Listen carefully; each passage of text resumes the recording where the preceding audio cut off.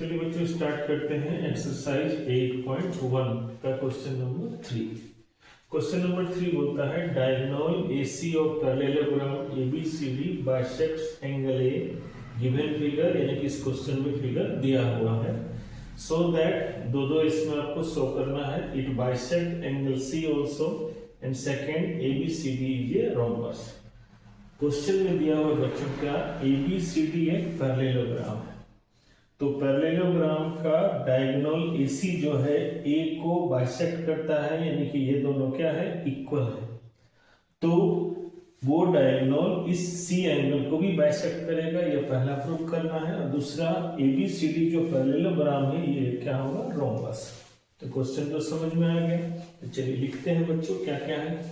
एक काम करते हैं बच्चों, इस सबको ना नेमिंग नंबरिंग कर देते हैं, एंगल सबको लिखने से बच जाएंगे एंगल का पूरा नाम। तो नंबरिंग 1 2, यहाँ दे देते हैं 3 और इसको दे दिए क्या 4। तो चलिए लिखते हैं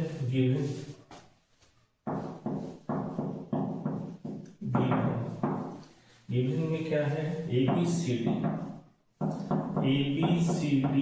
इज ए पैरेललोग्राम। ABCD एक क्या है, पैरेललोग्राम है। तो पैरेललोग्राम में क्या क्या होता है बच्चों, चलिए लिखते हैं क्या क्या होगा बोलिए। इसका ऑपोजिट साइड्स क्या होंगे, पैरेलल। सो AB पैरेलल है DC का एंड AD पैरेलल है CB का, ये भी हो गया।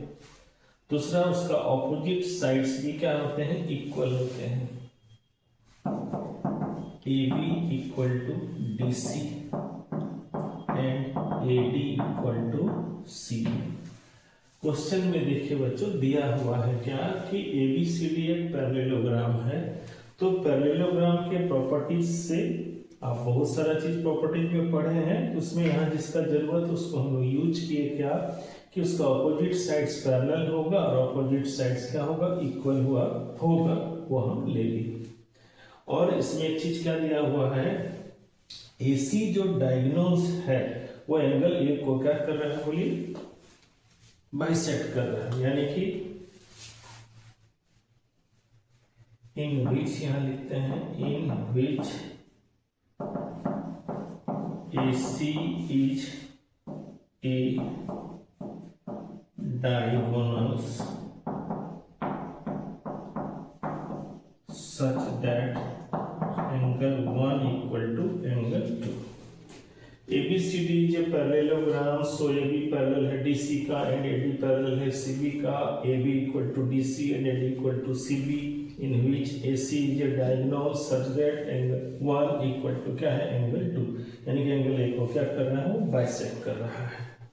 तो चलिए हमको अब क्या है, अब आगे क्या प्रूव करना है उसको हम लोग। चलिए गिवन तो हो गया बच्चों, अब लिखते हैं क्या, प्रूव दैट, कि क्या प्रूव करना है। टू प्रूव में है क्या कि AC bisects angle C that is angle 3 equal to angle 4। AC जो है वो बाइसेक्ट करेगा एंगल C को, यानी कि एंगल 3 और एंगल 4 क्या होगा, इक्वल होगा। और सेकंड आपको प्रूव करना है ABCD is a rhombus. ABCD एक रोम्बस प्रूव करना है, that is AB equal to क्या होगा, BC equal to CD equal to DA। तो देखिए बच्चों यहाँ दो जो प्रूव करना है उसको हम लोग लिखे। प्रूव क्या क्या करना था कि डायगोनल AC बाइसेक्ट करेगा एंगल C को भी, तो लिखे हैं AC bisect angle C that is angle 3 और एंगल 4 क्या होगा, इक्वल होगा। सेकंड प्रूव करना था ABCD इज ए रोम्बस। तो रोम्बस के लिए क्या करना है, इसका चारों साइड्स जो होगा वो इक्वल होगा, यानी कि ये इक्वल टू ये इक्वल टू ये इक्वल टू ये। इस तरह से हमको ये प्रूव करना है। तो चलिए इसमें कोई कंस्ट्रक्शन वर्क तो नहीं करना है, तो चलते हैं किसमें, प्रूफ में। तो चलिए स्टार्ट करते हैं बच्चों प्रूफ। वी हैव है ए बी पैरेलल है डी सी का एंड डी ए पैरेलल है सी बी का। क्यों बच्चों? क्योंकि ए बी सी डी जो है, ए बी सी डी क्या है? Is a parallelogram. A B C D क्या है? एक पैरेललोग्राम है। प्रूफ में देखिए हमारे पास क्या है, ये पैरेलल है इसका और ये पैरेलल है इसका। क्यों? क्योंकि एबीसीडी क्या है? पैरेललोग्राम। या इसको नहीं भी लिखेंगे तो ये हम लोग लिख सकते हैं क्या? गिवन। ये कहाँ से हमको मिला है? गिवन से। तो अगर ये पैरेलल है इसका तो 1 इक्वल टू क्या होगा बोलिए? 4। 1 इक्वल टू एंगल 4। और ये पैरेलल है इसका, देखिए ये पैरेलल है इसका तो एंगल 1 इक्वल टू एंगल 4 हुआ। और डी ए पैरेलल है सी बी का तो angle 2 equal to angle 3। Angle 2 equal to angle 3 कहाँ से ये बराबर हुआ बच्चों? बोलिए alternate interior angles. Interior angle से ये दोनों एंगल्स इक्वल हुए। अब ध्यान देंगे क्वेश्चन में दिया हुआ है क्या कि एंगल 1 और एंगल 2 क्या है? इक्वल है। तो एंगल 1 और एंगल 2 अगर इक्वल है यानी कि LHS अगर इक्वल होगा तो RHS भी क्या होगा? इक्वल होगा। यानी कि एंगल 3 इक्वल टू क्या हुआ? एंगल 4। यानी कि फर्स्ट पार्ट आपका क्या हुआ? प्रूव हुआ। क्या लिख सकते हैं? सो AC bisects angle C also। AC जो है वो बाइसेक्ट करेगा एंगल C को भी। किससे प्रूव हो गया बच्चों? Angle 3 equal to angle 4।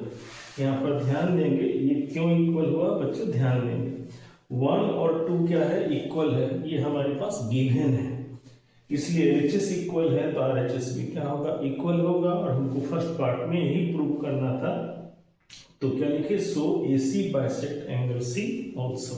एक पार्ट प्रूव हुआ, इसके बाद प्रूव करते हैं सेकंड पार्ट। चलिए प्रूव करते हैं सेकंड पार्ट बच्चों। फर्स्ट पार्ट तो आपको समझ में आ गया होगा। चलिए सेकंड पार्ट में क्या प्रूव करना है? ABCD इज ए रोम्बस, यानी कि उसका चारों साइड्स को हमको इक्वल दिखा देना है बच्चों। ठीक है, तो चलिए चलते हैं सेकंड पार्ट के लिए। सेकंड पार्ट में भाई क्या क्या है देखिए हमारे पास। पहले एंगल 1 इक्वल टू एंगल 2 है। एंगल 1 इक्वल टू एंगल 2 है और एंगल 1 इक्वल टू एंगल क्या है? 4 है। देखिए ये तो गिवन था और ये क्यों हुआ बोलिए? क्योंकि AB पैरेलल था किसका? DC का।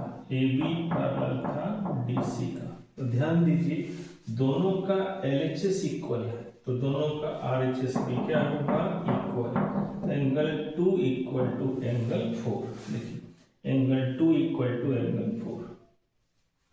तो अगर एंगल 2 इक्वल टू एंगल 4 है तो क्या आएगा? सो AD इक्वल टू लिख सकते हैं DC। क्या है? Angle AD equal to DC। बच्चों पढ़े हो क्या कि अगर किसी ट्रायंगल्स का दो एंगल इक्वल होता है, अगर किसी ट्रायंगल का दो एंगल इक्वल होता है तो उसका ऑपोजिट साइड्स भी क्या होता है? इक्वल। तो एंगल 2 इक्वल टू एंगल 4 ये हमको क्या बता रहा है बोलिए? इसका ऑपोजिट साइड यानी कि ये और इसका ऑपोजिट ये दोनों क्या होंगे? इक्वल होंगे। क्या है बोलिए? opposite sides of equal angles। opposite sides of equal angles यानी कि इक्वल एंगल्स का ऑपोजिट साइड्स उस ट्रायंगल का क्या होगा? इक्वल होगा। इससे AD इक्वल टू क्या निकला? DC। चलिए फिर यूज करते हैं बच्चों। क्या क्या था देखिए, ध्यान दीजिए।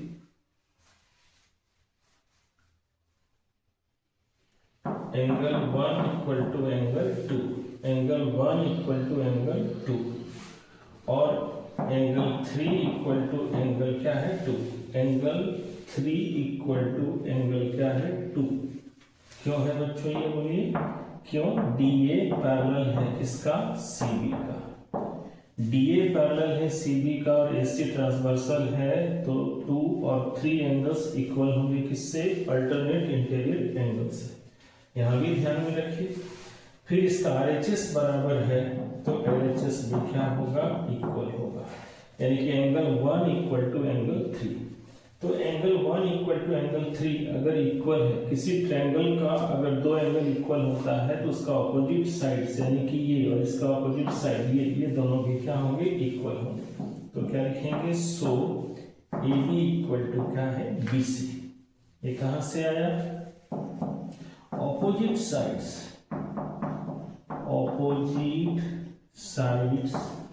ऑफ इक्वल एंगल्स, इस प्रॉपर्टी से ये दोनों साइड क्या हुए? इक्वल।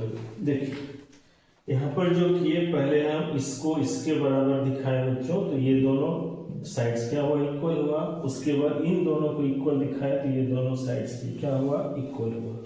यहाँ पर लिख दिए हैं opposite sides of equal angles. ये 9th क्लास के ट्रायंगल चैप्टर में आप थ्योरम के रूप में भी पढ़े हैं, या थ्योरम के कन्वर्स के तौर पर भी आपने पढ़ा है इसको, या ऐसे भी आप जानते हैं आइसोसेलेस ट्रायंगल में भी ये प्रॉपर्टीज आप पढ़े हैं। और यहाँ बता रहे हैं क्या कि अगर एक ट्रायंगल में दो एंगल इक्वल होता है तो उसका ऑपोजिट साइड्स भी क्या होगा? इक्वल होगा।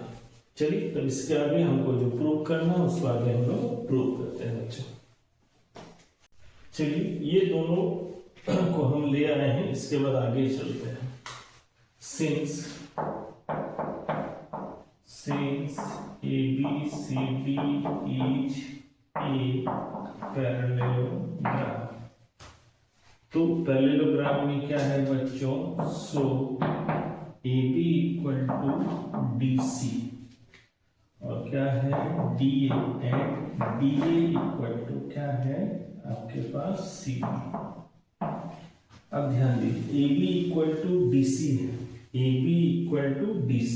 देखिए यहां से हमको मिल रहा है AB इक्वल टू DC, और DC किसके इक्वल है बच्चों? AD के। आया? यहां तक क्लियर हो गया। अब नेक्स्ट देखिए, यहां पर AB किसके इक्वल है? बोलिए BC के। तो AB के इक्वल हम लोग लिख सकते हैं क्या? BC equal to AB equal to DC equal to AD।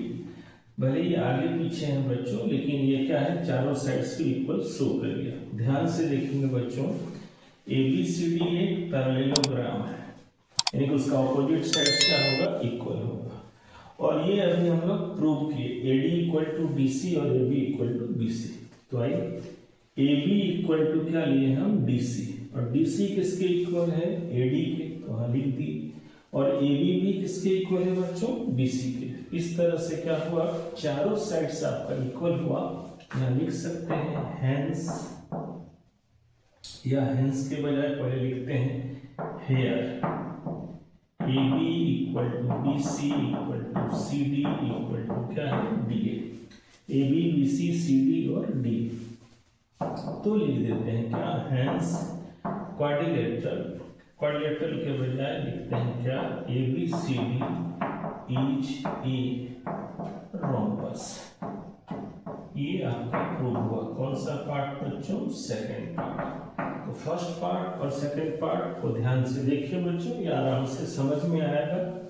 और जो उसमें एक्स्ट्रा चाहिए हो रहा है उसको हम साइड में बता रहे हैं, तो वीडियो को ठीक से आप देखिए, समझिए। अगर कोई दिक्कत होगा तो कमेंट जरूर कीजिए।